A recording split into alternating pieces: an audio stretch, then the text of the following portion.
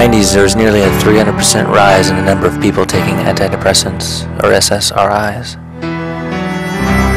As this industry has quietly grown to over $20 billion a year, doctors are now writing over 200 million prescriptions every year.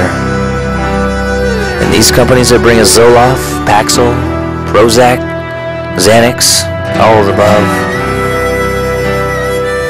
are spending twice as much on advertising as they are research and development.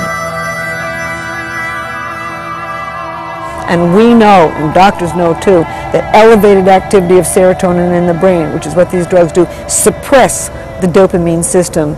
And it's not, doesn't even take logic to realize that if you're suppressing this dopamine system, you're jeopardizing your ability to fall in love and to stay in love.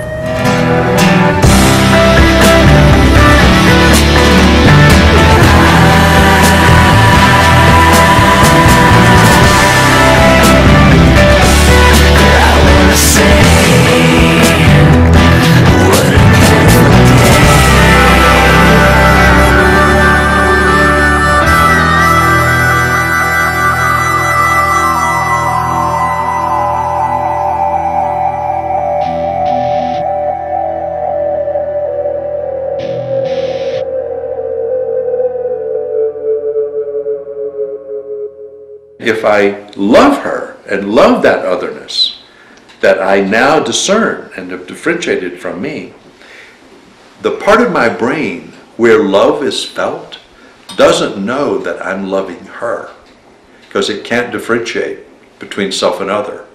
So that part of the brain experiences other love as self-love. So that the biggest advantage, to put it in a really interesting way, to loving another person is that you develop deeper self-love. Do you guys realize how therapeutic this could be for someone now?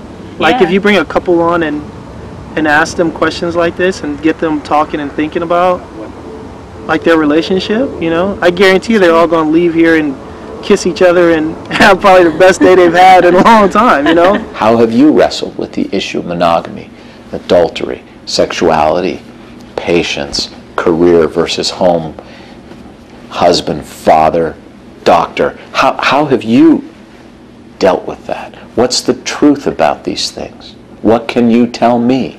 What can I learn from you? Very few conversations like that take place in this country. And I think that's a terrible shame.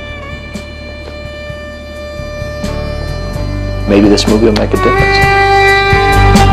Would you like to build an incredible family like they have? It was early because we were going to square dance. We always square danced on Saturday night. So we started to leave and got down to the bottom of the hill from where they lived, and he turned into a country lane, and I thought, oh, now wait a minute here. And we got to down into the lane a little ways, and he stopped the car and he kissed me and handed me a ring box, and it had my diamond in it. It was a very, very insignificant diamond, but to me it was as big as the Hope diamond.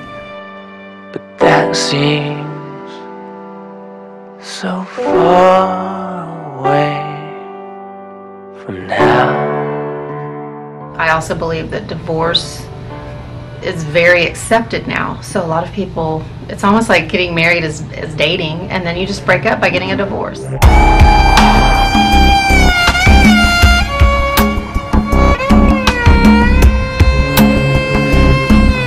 They used to do that in past 100 years, I guess, or maybe 2 generations before, when, like, my grandparents' generation.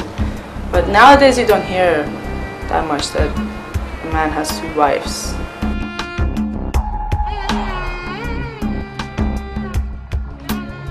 Women or girls go through the surgery in order to become virgins when they get married, so the guy would marry them and thinks that they are virgins, not they had like sex before they got married. We got the idea that you wanted independent women, and I struggle with that constantly, I think, to this day, because I'm super independent, and I just had to be. I mean, whether I wanted to or not, I'm super independent. After World War I, we started in on our modern economic lifestyle in which more and more women were moving into the job market as they are today in societies around the world. In fact, that's one of the hallmarks of our modern life, is that women are moving back into the job market, and in that way they are becoming more like the women that they were a million years ago.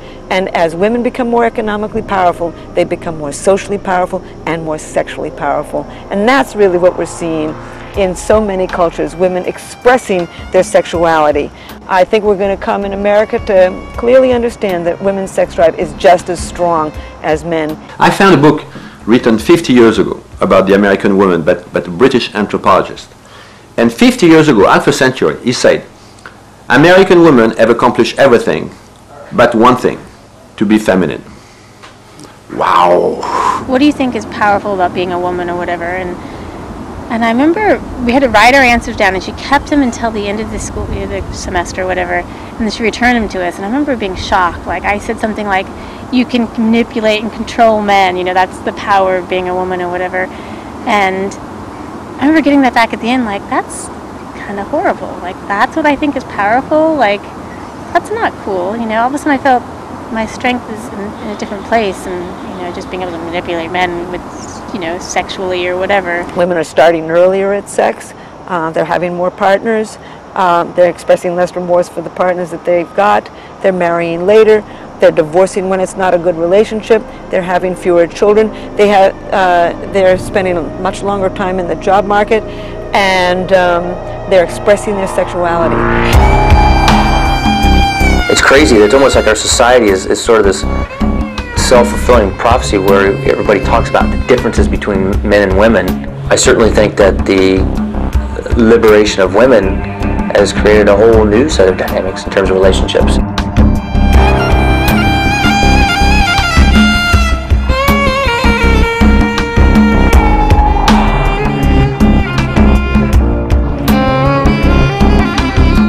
That's a huge problem. She's always wants sex. I like doing other things. I like waking up in the morning and going and having breakfast. You know? I like to wake up and, you know, after I have breakfast, go about my day and do things. She would lay in bed all day and just have sex every single day. But not with most guys. It's so weird. And she'll just sit there and just, I get really annoyed because I like to wake up and go.